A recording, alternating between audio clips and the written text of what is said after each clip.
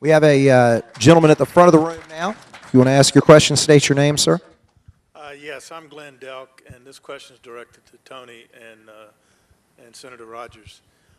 There's been some discussion about a potential constitutional amendment to fix the Supreme Court decision, but that's a long, costly process that may or may not succeed.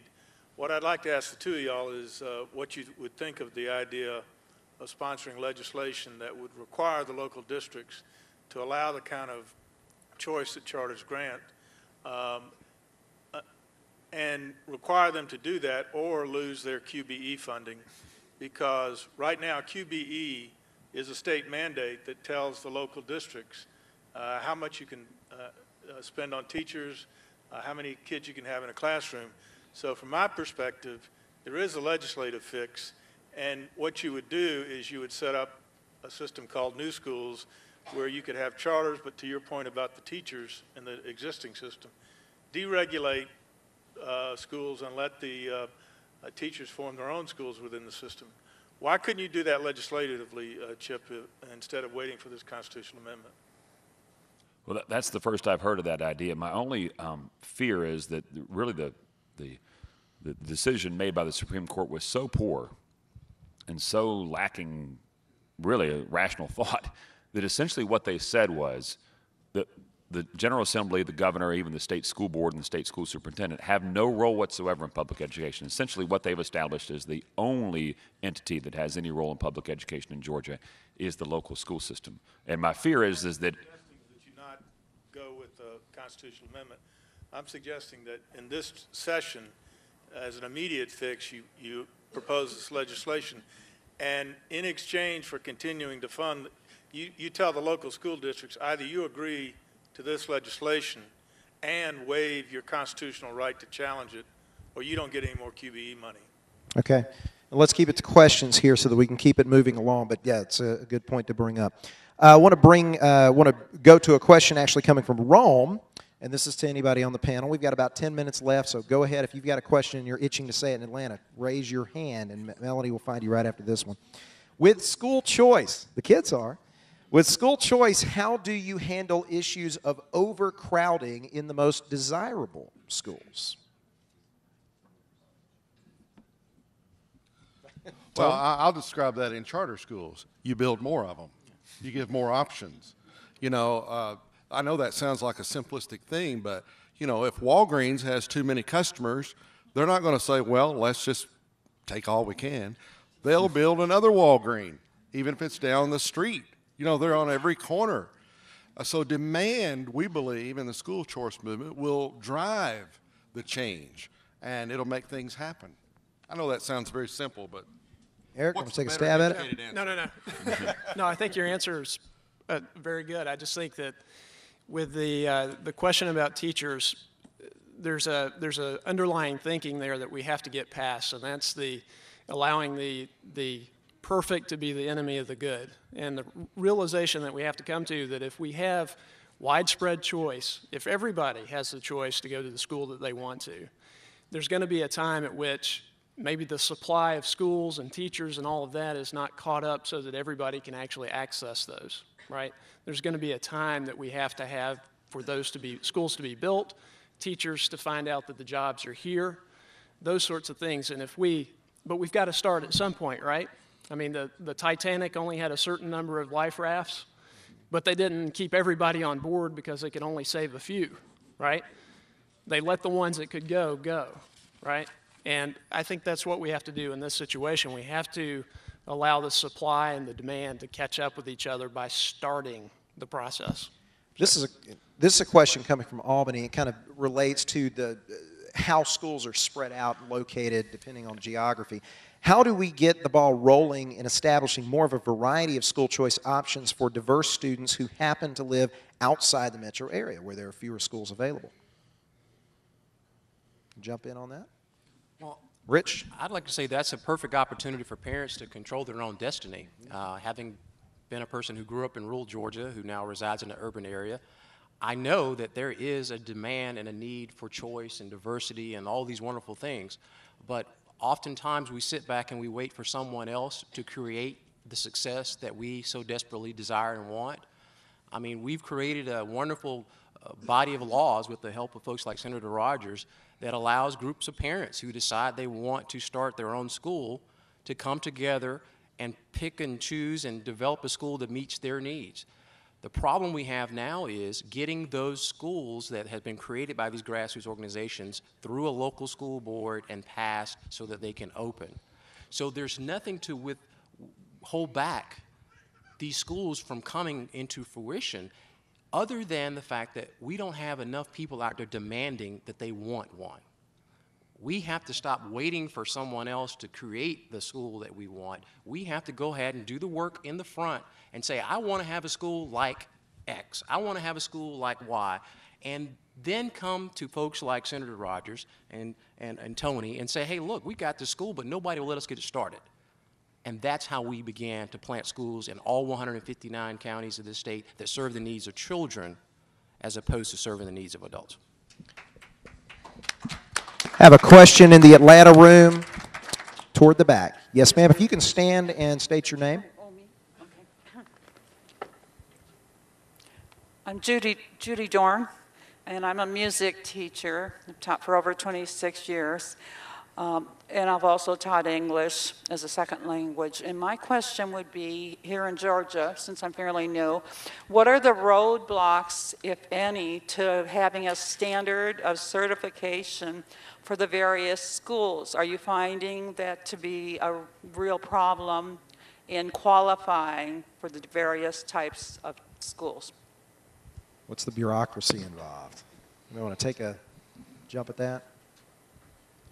Tony? I'm not knowledgeable enough. I'll just be honest. I usually can answer anything, but I'm not knowledgeable enough on that question to answer it. Okay. You know, and you can't just make something up. On that one, I can't. Sorry. Here we go. One of the question of certification or the question of verification of how schools are doing is often brought up, and I sometimes laugh because it's that case is often made by the people who are presiding over schools that are failing.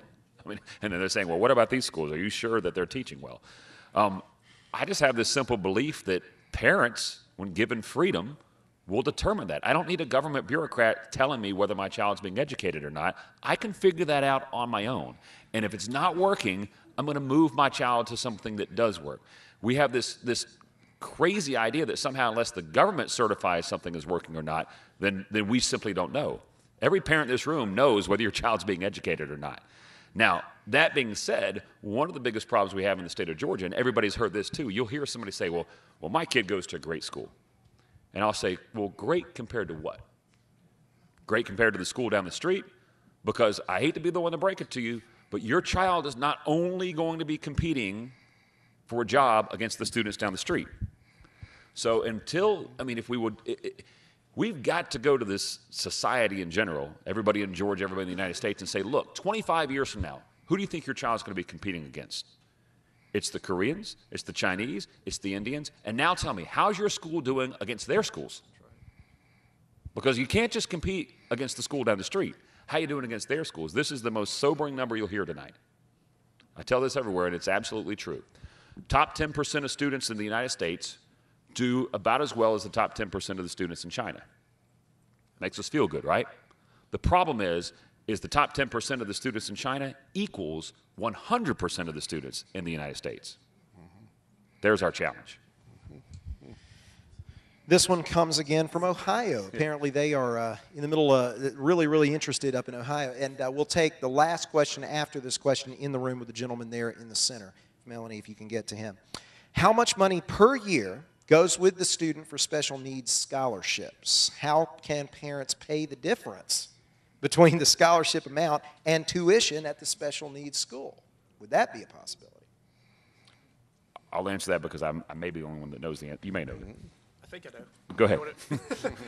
Under the special needs scholarship, the students get the state amount, and for kids with special needs, it varies depending on what their needs are. So you can't really say there's not a standard amount, but I know it ranges pretty high. Based on the that's right. That's right. And it's also important to remember that for a long time in Georgia, this is something that most people don't recognize. If you had a child with a severe special need that the local school system could not address that need, you could always file a lawsuit, go to the court system and demand that the school pay for your child to go to a school that meets their needs. That has happened for a long time in Georgia. But why should a parent be required to go through the court system to get the education that their child deserves? We have a question in the Atlanta room at the Cobb Galleria. Yes, sir. If you can stand up and state your name and your question. Good evening, everyone. My name is Jason Allen. I'm a product of Atlanta Public Schools. I'm also an educator in Atlanta Public Schools. I have a concern. I also have a question. We have several charter schools within our school system. We're recovering from a national school cheating scandal that everyone is aware of. However, with that in mind, we have failing schools, and we also have very successful schools. We're also facing the reality of closing 12 schools this year because we are trying to adapt more charter schools.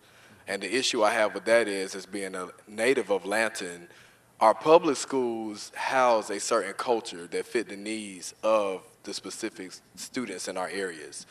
The charter schools, which are great, they have their own culture and they have their own mindset, which is also well. However, a lot of times it does not line up with our communities, whether it's on the north side of Atlanta, if it's on the Midwest side of Atlanta, southwest side of Atlanta. You know, a lot of times it doesn't line up with how the communities are set.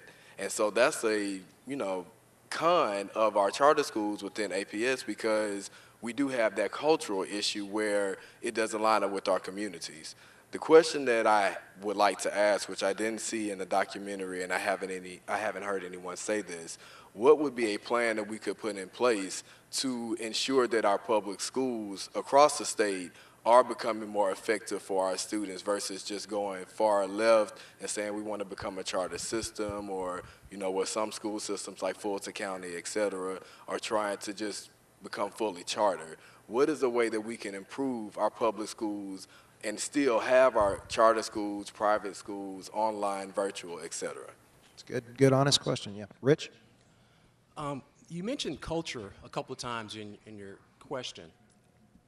And I'd like to answer you by simply saying that what we need to have more of is a culture of high expectations. Amen. I'm a charter parent for the sole reason that the school that is literally 0.6 miles from the doorstep of my house, as the crow flies, was not serving the needs of my children. It did not have the culture of high expectations that I needed. I love the school. I wouldn't have bought my nice big house in the suburbs next to the school if I didn't think it was a good school initially. But after 2 years, I realized it wasn't serving the needs of my kids. So the culture that was crosstown. And so we became invested in that community as we are invested in the community that we own a home. And I think as a direct benefit to the whole city, we have two neighborhoods. We have the neighborhood we lived in, and we have the neighborhood our kids go to school in. So it's all about the culture of high expectation. It's not necessarily the boundary of the school and the community and the four walls of the building. It's about where kids are learning best and where people are investing and getting the most return on that investment. And I believe if you'll just take a second look at it, you realize that the creation of charter schools is not a competition, a direct competition to the traditional system. It's just an option. You can either choose to maintain the status quo, or you can choose to take it to the next level. And for me and my family, we chose to take it to the next level. All right.